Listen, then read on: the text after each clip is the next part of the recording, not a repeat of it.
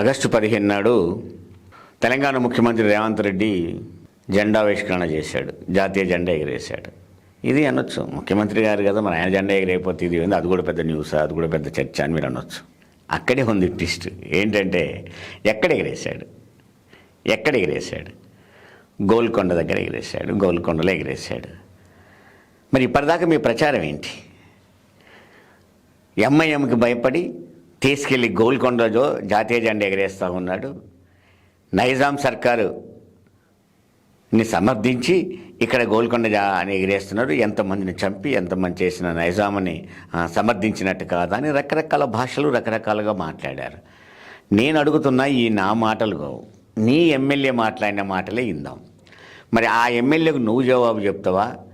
అంటే నీకు ఇవాళ నీ మాటలకు గట్టి ఘాటు జవాబు చెప్పింది నీ ఎమ్మెల్యేనే, కాంగ్రెస్ ఎమ్మెల్యేనే. కాంగ్రెస్ ఎమ్మెల్యే మాటలు మనం ఒక్కసారి విందాం.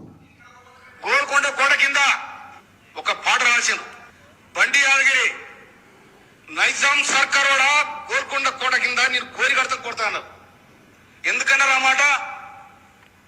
దొరల జాగీర్దారు దేశముఖులు పేదలపైన చేసిన దాడికి, రజాకారులకు వంతబలికి ఇవాళ సర్వనాశనం చేశారు పేదరికాన్ని. అందుకోసమనే ఆ గోల్కొండ కోటను ఏనాడు వదిలిపెట్టారు. దాంట్లో పోయి జెండా ఎగిరేస్తాం.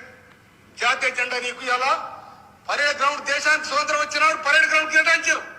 అక్కడ కాకుండా ఎందుకు ఎగిరేస్తున్నాడా? ఇప్పుడు ఎలా ఉంది? ఈ ఎమ్మెల్యే గారు మాట్లాడిన మాటలు ఎవరినన్నట్టుంది? ఎందుకు ఎగిరేస్తావు గోల్కొండ కాడ? పరేడ్ గ్రౌండ్ కేటాయించారు కదా, పరేడ్ గ్రౌండ్లో నువ్వు ఎందుకు ఎగిరేయలేదు? ఎప్పుడో వదిలిపెట్టిన గోల్కొండలో నువ్వు ఎట్లా ఎగిరేస్తావు అన్నయ్య మాటలు.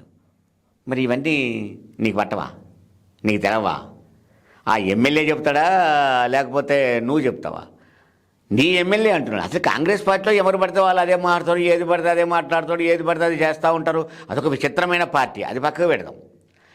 కానీ డైరెక్ట్గా నీ ఎమ్మెల్యే మాటలే ఇందాము. సాక్షాత్ అసెంబ్లీలో మాట్లాడాడు ఆయన.